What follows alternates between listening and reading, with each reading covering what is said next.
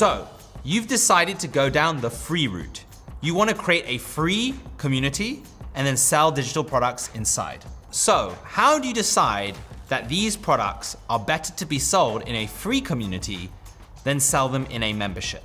Well, we found that there are a few ways you can think this through. Well, the first thing is, what is the demand? Do you see there's a high demand for one specific product?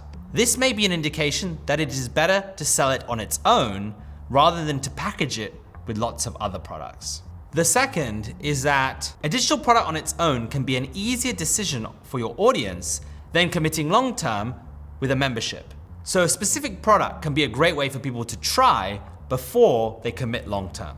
A third thing is that the individual product may have a very clear offering, a very specific value proposition that sits on its own. An example may be a specific trend or a specific innovation that's just happened.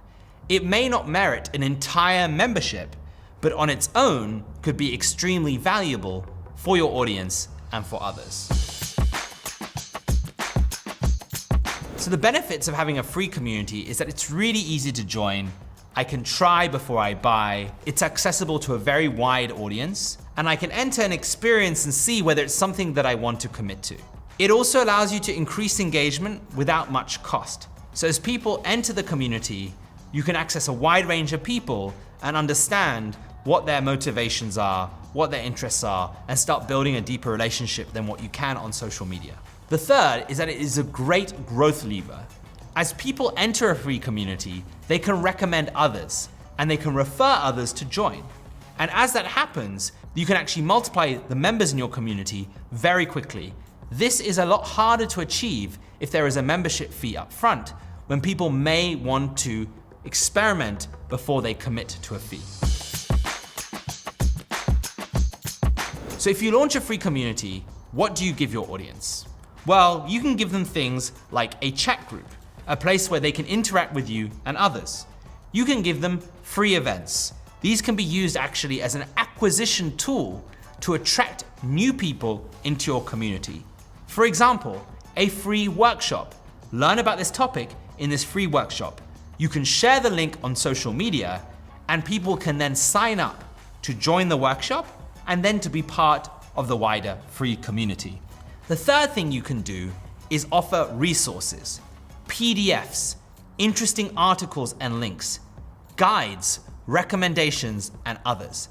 And just by curating those links inside your free community, you can provide a valuable resource that could be accessible for people who join. These are commonly known as lead magnets.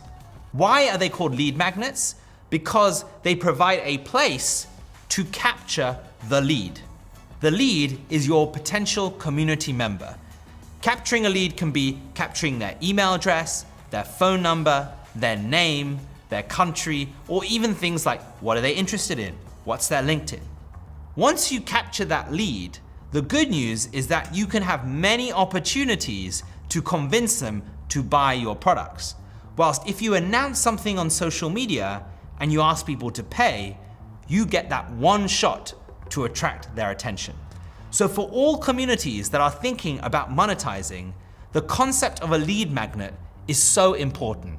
It gives you an ability to build your user base off social media that you can then turn into paid users.